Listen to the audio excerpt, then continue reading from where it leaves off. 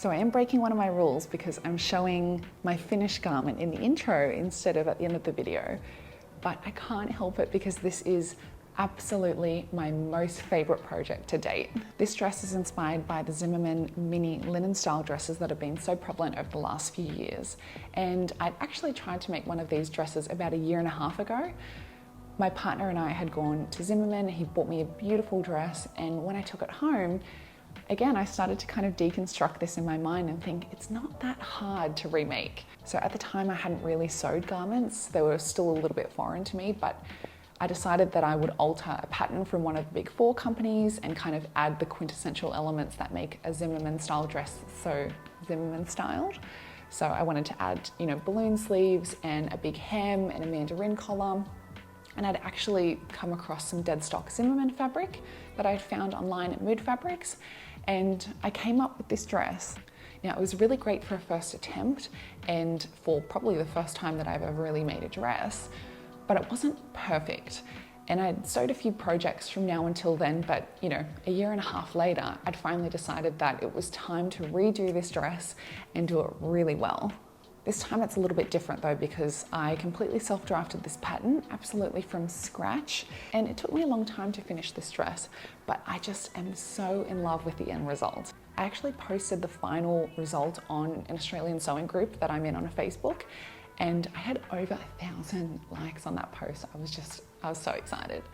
But one of the main things that was asked on that post is if I could share the pattern that I've created. Now, the pattern was made from my block, so it only kind of fits me. But what I've decided that I would do over the next few months is I'd learn how to digitize the pattern and grade it, which means that I can alter it to be all different sizes. And then I can release it digitally so that everyone can make this style of dress.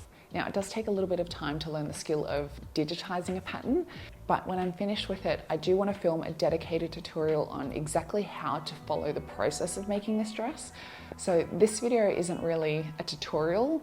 As you know from my other videos, it's more of a behind the scenes kind of vlog style video. But I think that if you've got a little bit of sewing experience, maybe a little bit of pattern drafting experience, you can probably still follow along anyway and create something very similar. But if you're looking to completely copy this, then you will probably have to wait for me to learn how to digitize the pattern. I'll try and be as quick as possible. Anyway, I hope you enjoy my behind the scenes video so that you can see a little bit about the process of how I drafted this pattern and how I brought this fabric to life. If you've got an iPad and a little bit of spare time, it can actually be really fun to upload a photo of your fabric and start to kind of draw a mock-up of exactly what you want to make. This really helped me in the design process, so I knew exactly what I wanted to do before I got started on the project. When it came to pattern drafting, I started with my bodice block. If you don't have something like this, then you can use a pattern that just has a tight fitting bodice. It'd be much the same. And after tracing around that, I shortened the shoulder seam. I wanted the sleeves to sit up a little higher on my shoulder. I also shortened the waist of this bodice because I wanted it to sit a little bit higher up on my waist than it usually does. Then I always adjust my underarm area and I give myself an extra 0.5 centimeter. I did keep the arm's eye quite tight though, because I do like the look of a really tight underarm on this kind of dress. And then to get a princess seam, I just drew a line straight up from my dart point. And obviously I'll discard the area where the dart would be, but this allows me to get a really great princess seam. I added 1.5 centimeters of seam allowance to the whole pattern and then cut it out. I'm just aligning those two pattern pieces so I can draw some notches so that I can match it a little bit easier. And I like to soften the dart point so it doesn't come out too pointy. Then all I needed to do was add some seam allowance to the princess seams where I had cut into the paper. For the back pattern, I did very much the same thing. So I used my back dart to map out a princess dart. So again, once I'd drawn the dart legs, I just followed one of the dart points all the way up to the shoulder seam. And I'm using the front half of my bodice pattern just to make sure that the side seams and the shoulder seams are exactly the same length. And again, I added 1.5 centimeters for seam allowance. And once I cut out those princess seams, I just softened any of the curves again so that it would match up really easily when I went to sew it together. I also made sure to shorten the back bodice length so that it matched the front of the bodice. And then again, the last thing to do is just add seam allowance where I had cut the princess seams from the paper.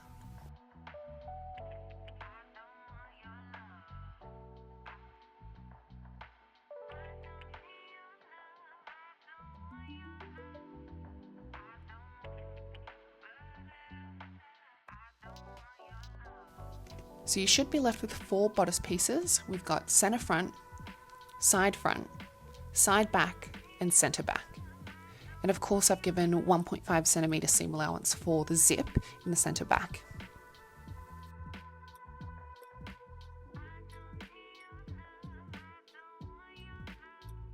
So here I'm just measuring the seam line for the front and back neck seams so that I can draft up a collar pattern. I love mandarin collars, and a lot of Zimmermann dresses have mandarin collars.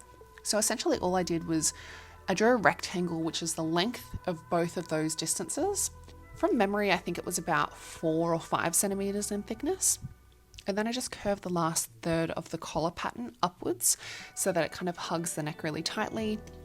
And then all I do is measure backwards to make sure that I've got the exact length, because that does add on a little bit of length. I add a seam allowance. I forgot to add seam allowance on the back, but I cut it out of the fabric at the end anyway, so it doesn't matter. And disregard the area where it says cut on fold, because it's not that kind of collar, so I didn't need to do that. Now the sleeves are a little bit of work. So I've got a sleeve block. If you don't have a sleeve block, you can just use any like form-fitting sleeve pattern that you probably have on hand. And then I saw on Etsy a really great way to flare the top and bottom of your sleeve to get that kind of look where you've got a little bit of a puffy shoulder and then like a really puffy sleeve at the hem. So all I'm really doing is gridding up this sleeve. There's really no method to the madness, to be honest, because I did end up amending this anyway. I made it a little bit bigger. But I'm gridding it up so that I could really easily cut slices into this sleeve pattern and slash and spread the top and bottom end. So you can see here, I'm cutting up the bottom end of the sleeve, and then I'm going to stick that to a fresh bit of paper all spread out. And then I do the exact same thing to the top. So this is a really easy way to create a flared sleeve.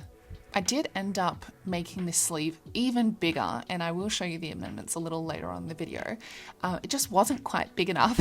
I did make a mock-up. I wanted the sleeve to be huge, so I ended up cutting it down the middle and flaring it even more at the hemline of the sleeve. So for the top, just slashing and spreading the top part of the sleeve so that we have a really flared out shoulder area.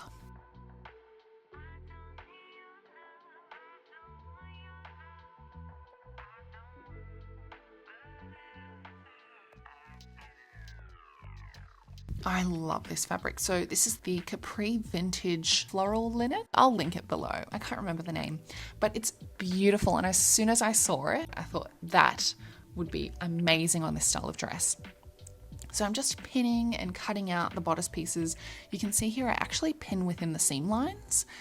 Not all fabric has this issue, but sometimes when I pin fabric, even though I use very good quality pins, and I could even use silk pins and this happens, sometimes it just pulls on the fabric. So I like to make sure that I'm pinning within the seam lines or the seam allowance so that if anything does happen, you can't see it. Now, the reason why I did 1.5 centimeters of seam allowance is so that I could French seam this whole garment. But when it comes to the princess seams on the bodice, it's really hard to French seam around curves, so I just decided that I would sew these like a normal seam, and then I would use some bias binding to cover the raw edge of the fabric. And once they're finished, you get something that looks like this.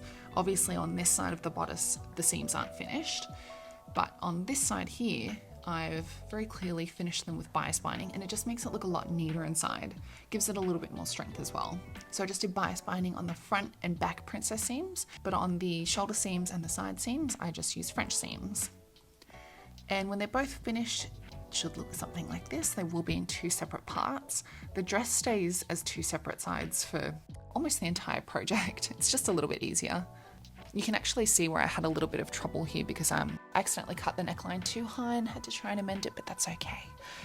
So I decided to do a mock-up of my sleeve because I wasn't sure if it would be big enough, and I was right, it just wasn't puffy enough. As you can see here, it just looks like a sausage.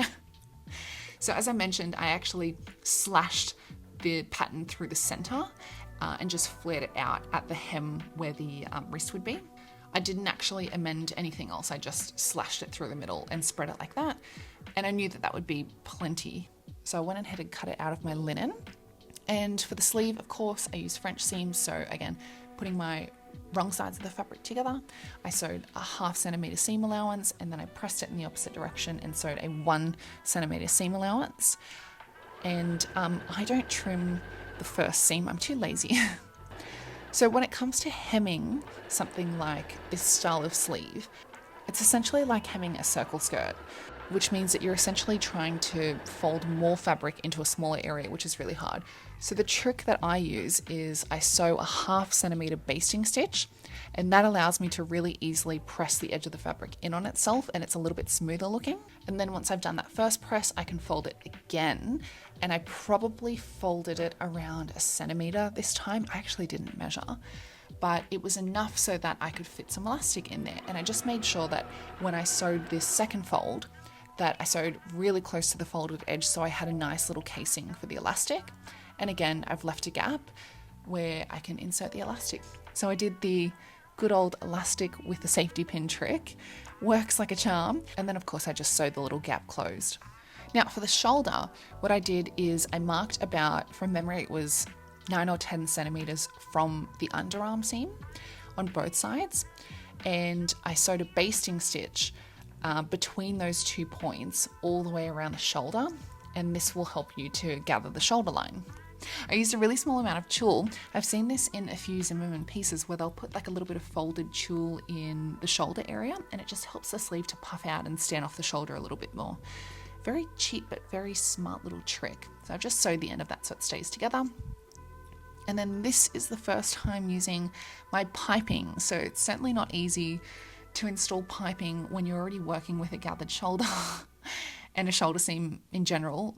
You know, attaching a sleeve is just not the easiest thing in the world. So essentially what I usually do when I've got a sleeve like this is I'll pin the underarm seams, and then I'll pin the shoulder seam to the center of the sleeve, like arm's eye area. And then I'll gather the rest of the fabric with the basting stitch that I did, and then I'll hand gather that so it sits in there nice and smoothly. And you can see here with the piping, as I said, it's really fiddly, but I just make sure that the ends of the piping come off to the right of my seams so that the ends of the piping are like hidden within the seam allowance. And you can see here I'm just gathering all the fabric up, aligning the piping, pinning it down. It's definitely fiddly, it takes a little while, but it's worth it because the outcome or the end result looks so good.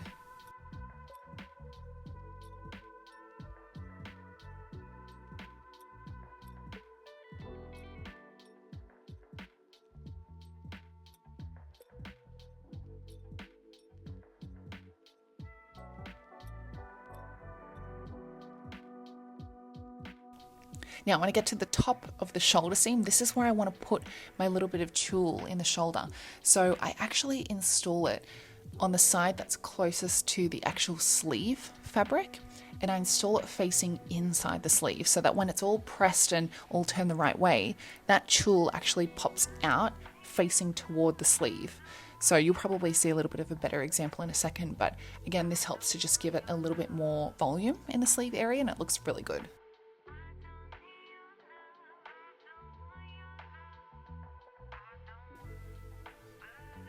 So once you're happy with this, of course, sew with a 1.5 centimeter seam allowance. And I did finish this seam with some bias binding. I don't show that because it's just boring. No one wants to see bias binding. And then of course, we're gonna press this seam. We press every seam as soon as we finish it, every single time. And you can see here, I'm just using a pressing hand because we've got a rounded seam. So I'm just making sure that all of the seam allowance is pressed outside towards the sleeve, not in towards the bodice. And you can see when you pop this on the dress form, especially on the right hand side a little bit more, you can see that that little bit of tulle just adds that little puff to the sleeve. It's very subtle but cute. So for the skirt, it's super easy because it's just a full circle skirt. A lot of Zimmermann dresses have full circle skirts, and it just transforms the dress. It gives it so much more movement when you're walking.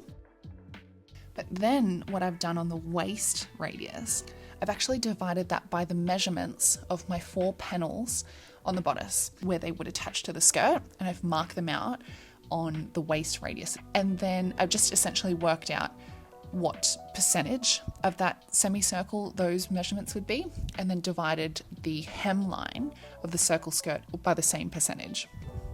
So essentially what this then gives me is 4 panels for my skirt for the left and 4 panels for my skirt for the right. Could you make this in just one huge piece? Yeah, of course, and it would save you a lot of time.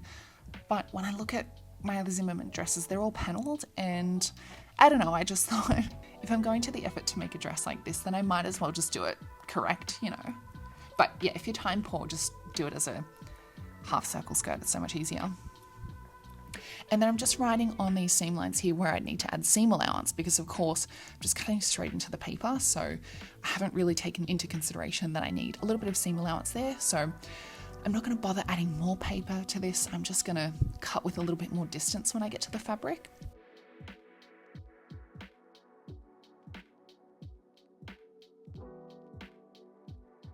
And then of course, as soon as that's finished, I can pop it onto the fabric and cut it out. And again, I've just made some extra room here for the seam allowance. Now, you probably want to handle these as minimally as possible, because as you can see, the center of each of these panels is falling on the bias, so they're going to stretch quite a bit.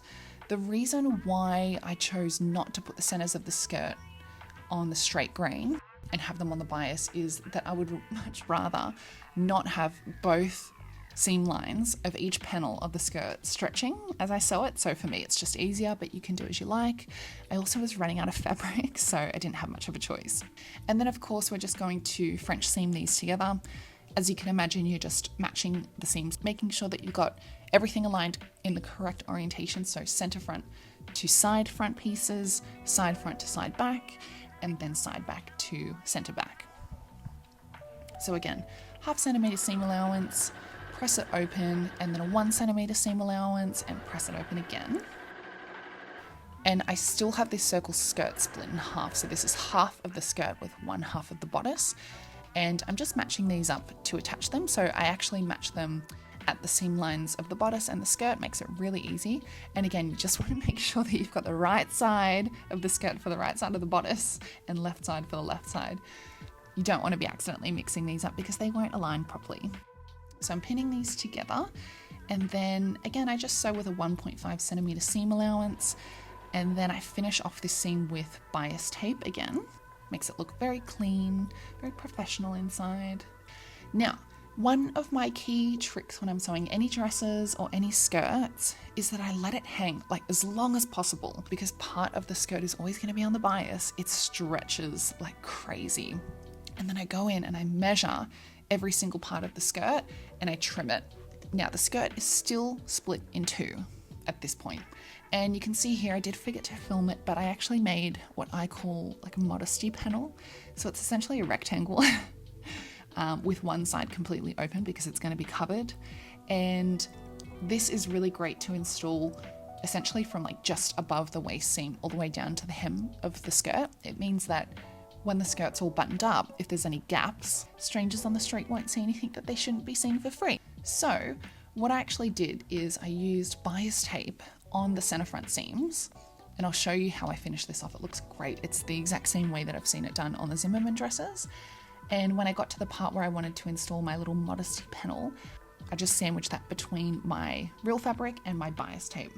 And it means that when I attach this bias tape, fold it over and top stitch it, and press it, you've got like a little panel that's going to cover you, and it looks so professional. I love it. Such a good little touch.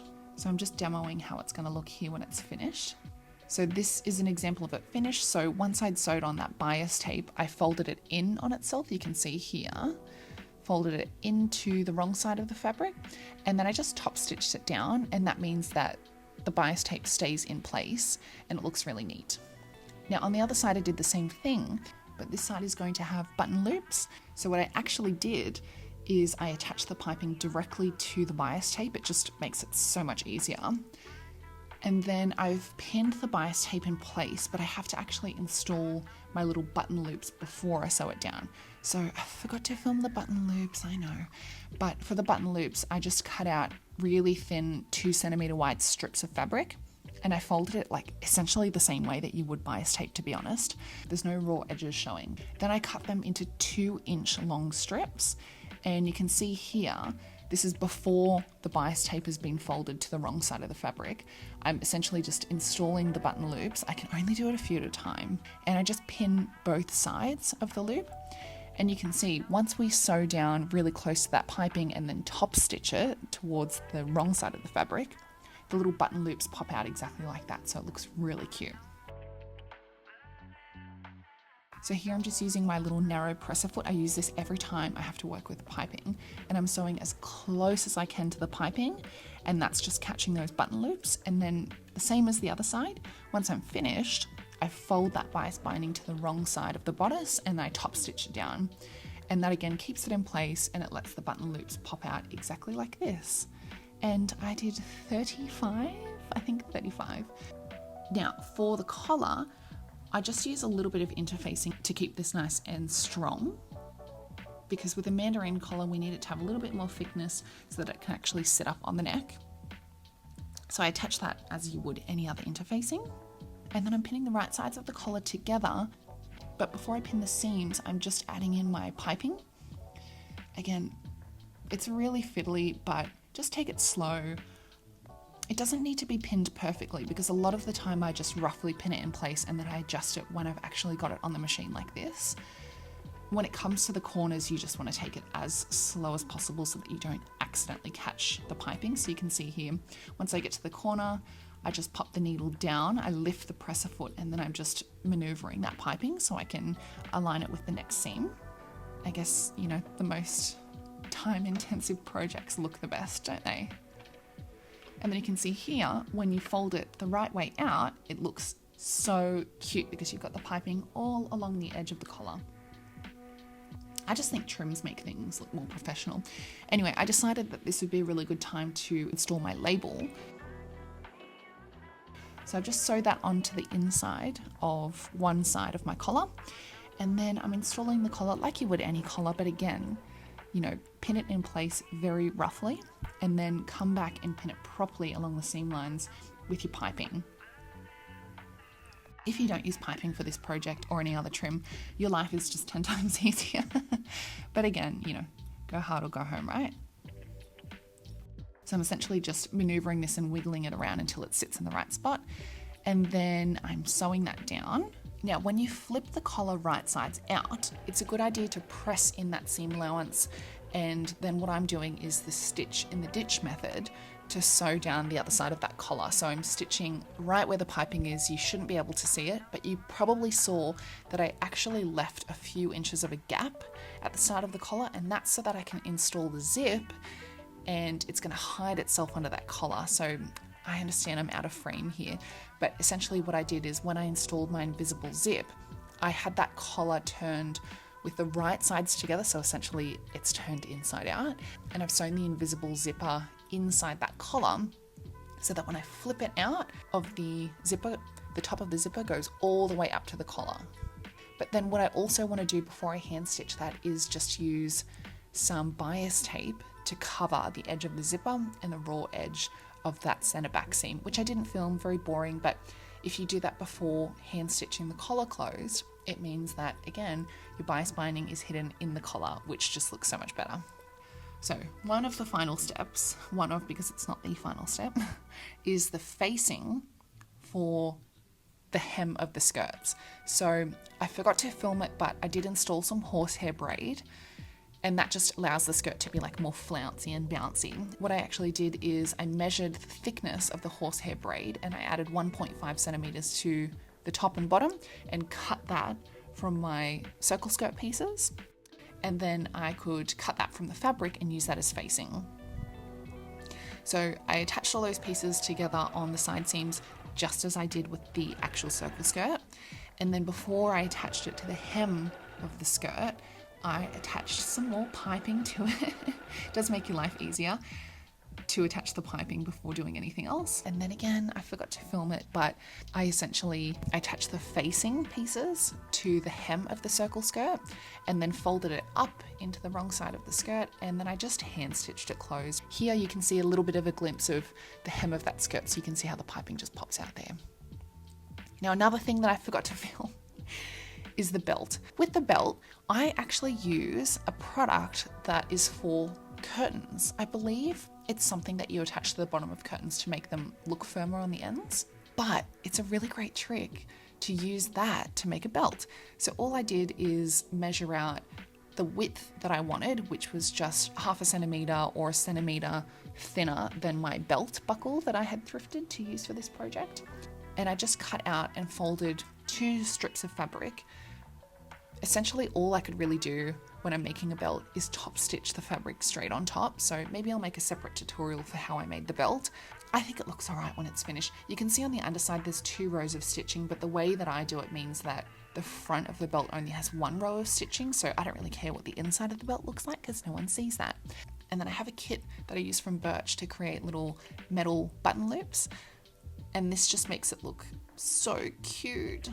If you don't have something like this, then there are some stitches on some machines that allow you to stitch a circle, and you could just use like an awl to punch through it and make a hole, but I prefer the metal button loops. I think they're a lot cuter.